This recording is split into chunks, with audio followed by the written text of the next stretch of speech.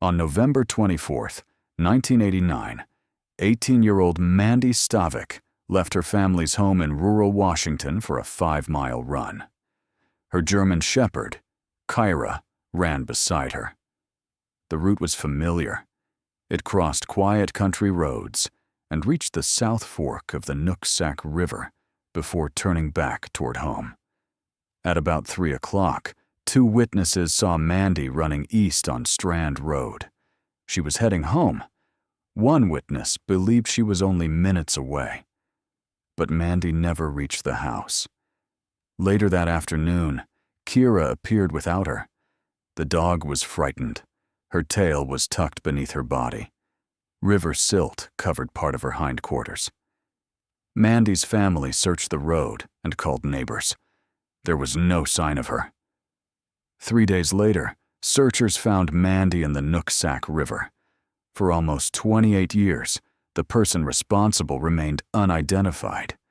Then, inside a bakery trash can, someone found 2 ordinary objects, a plastic cup and a discarded soda can. The DNA left on them would finally give investigators the name they had been searching for since 1989. Amanda Teresa Stavik was known as Mandy. She had grown up near Acme, a rural community in Whatcom County, Washington.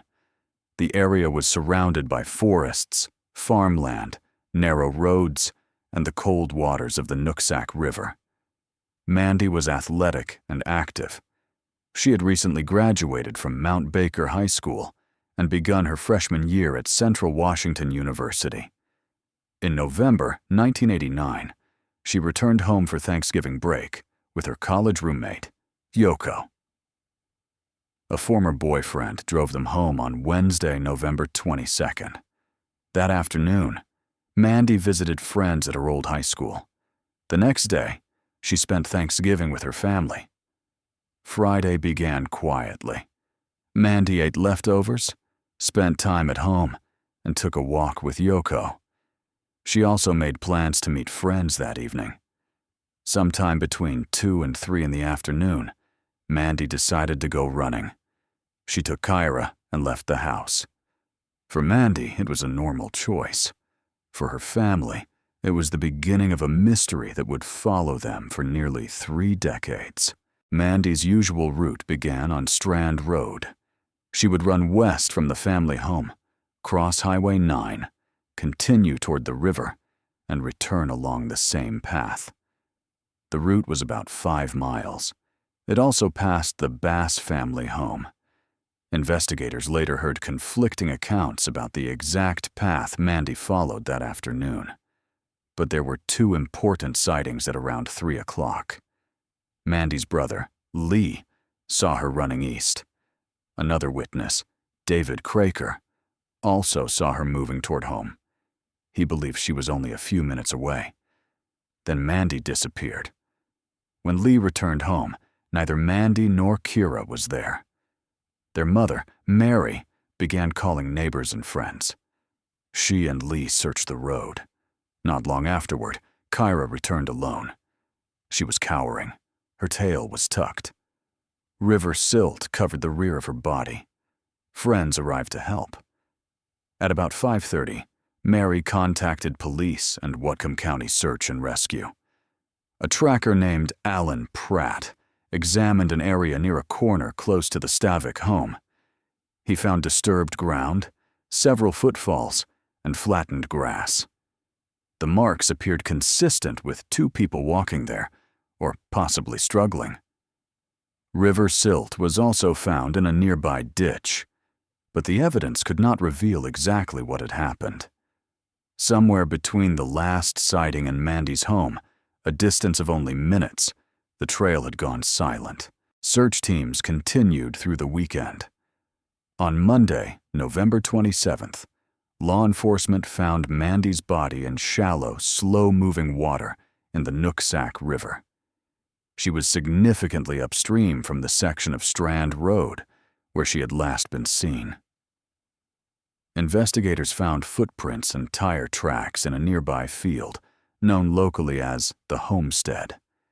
But the area was a popular gathering place, and police could not determine whether those marks were connected to Mandy's death.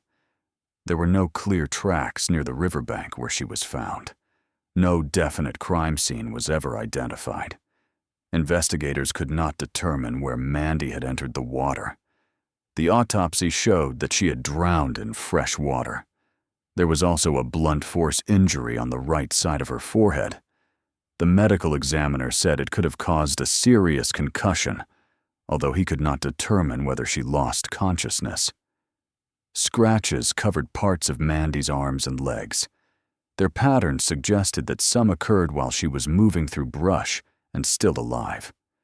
The medical examiner could not conclusively classify the manner of death as homicide, accident, suicide, or natural causes. It was officially recorded as undetermined, but investigators preserved biological samples collected during the autopsy. Years later, those samples produced a male DNA profile. The profile belonged to someone. In 1989, police did not know who. Investigators compared the unknown DNA profile with possible suspects. One by one, men were excluded. Eventually, the lid slowed, and the case became cold. But it was never forgotten. In 2009, Detective Kevin Bohe reopened the investigation. He began requesting DNA samples from people who had lived in the area or might have had contact with Mandy near the time of her death. Investigators collected more than 80 samples. None matched. In 2013, Bohe approached Timothy Bass. Bass had lived near Mandy's running route in 1989. His family home stood on Strand Road, just east of the river. According to the court record, Bass initially acted as though he barely remembered Mandy. He said he did not really know her. He did not voluntarily provide a DNA sample. Police contacted him again in 2015. Afterward, according to his younger brother's testimony, Bass became anxious and claimed he had secretly had sex with Mandy. His brother testified that Bass asked him to tell police that he had also slept with her. The brother refused. Bass later suggested to his mother that the family blame his deceased father. She refused as well. These statements did not prove Bass had killed Mandy, but investigators continued looking for a lawful way to compare his DNA with the evidence preserved since 1989. By 2017, Timothy Bass was working for Franz Bakery. One of his co-workers was manager Kim Wagner. Wagner learned that investigators were interested in Bass. She believed an item he discarded at work might contain the DNA police needed. According to a later court ruling, Wagner came up with the idea herself. Detective Bohe did not order her to search the trash or tell her what to collect. For months, she watched. Then, in August 2017, Bass threw away a plastic cup and a soda can. Wagner removed them from the garbage and contacted the detective. The items were sent to the Washington State Patrol Crime Laboratory. DNA recovered from the cup and can matched the male DNA profile preserved from Mandy's body. The cold case now had a name. In December 2017, law enforcement arrested Timothy Bass. After the DNA result, Bass claimed that he and Mandy had been involved in a secret, consensual sexual relationship. But investigators found no correspondence, phone records, or witnesses supporting that account. At his 2019 trial, the defense acknowledged that the DNA belonged to Bass, but argued it did not prove rape, kidnapping, or murder. The prosecution presented the DNA alongside the timeline, the location of the Bass home, the physical evidence, and testimony about Bass's statements after police began seeking his DNA. On May 24, 2019, the jury found Timothy Bass guilty of first-degree felony murder. The jury also returned special findings related to rape, attempted rape, kidnapping, and attempted kidnapping. Bass was sentenced to 320 months in prison. That is 26 years and 8 months. In 2021, the Washington Court of Appeals upheld his conviction. The bakery evidence did not solve the case by itself. The case was solved because the autopsy sample had been preserved. Investigators kept testing new suspects, community members came forward, and one co-worker recognized the value of 2 objects someone believed were worthless. The conviction answered the largest question in Mandy Stavik's case. It identified the man legally responsible for her death. But it did not reconstruct every moment of her final run. The exact location of the attack was never found. Investigators could not determine precisely where Mandy entered the river, and no one can know exactly what Kyra saw before she returned home alone. That image remained at the center of the case for nearly 30 years.